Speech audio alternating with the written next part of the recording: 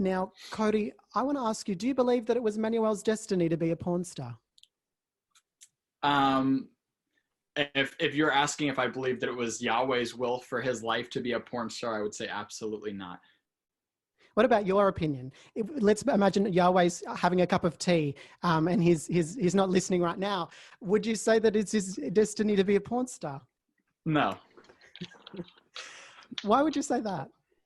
Because, well, from, I guess without going on a 15-minute tangent, in regards to morality, morality is something that I cannot justify not coming from a God.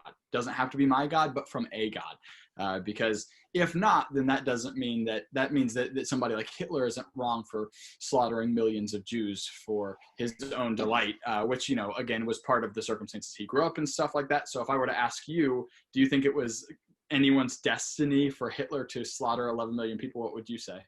Well, I suppose Manuel's not slaughtering Jews. He's a professional actor that's involved in certain... I wasn't comparing porn to slaughtering Jews. No, I was asking you, do you think that would be Hitler's destiny?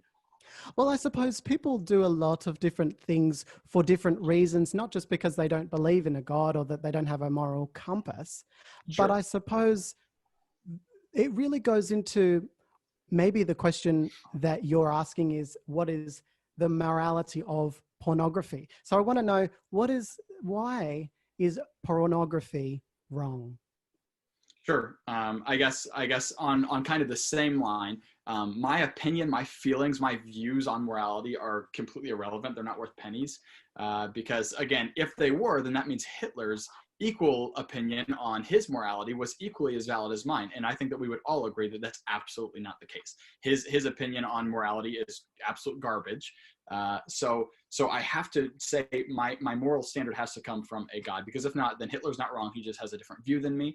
And anyone who's a genuine atheist or agnostic would have to come to the same conclusion that somebody who's a rapist, a pedophile, a human trafficker, they're not wrong. They just have a different view.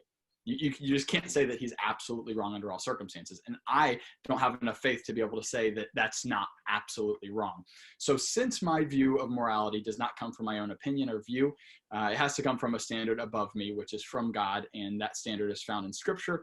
And, Jesus makes very clear that any sort of fornication outside of marriage, which is what fornication is sin. It's contrary to his word. So either Jesus is right, either God is right, or I'm right in my view, or somebody random other person is right in their view.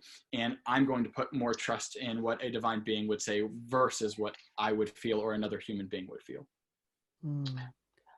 So if we take on the fornication aspect, which is, I get it. But the thing with the morality, I think, like with sex is an important thing, and it is sacred. And this is the changes I'm trying to bring into the porn industry as well, and to bringing back the sacred into the sexuality. Because when you have sex, it's a beautiful human experience. And with no sex, there's no human on this planet. Let's be honest here. Like if there's no sex, there's no human beings. So we just need to bring it back to the sacred, and just to know that it's an exchange of energy, and it's just a beautiful thing.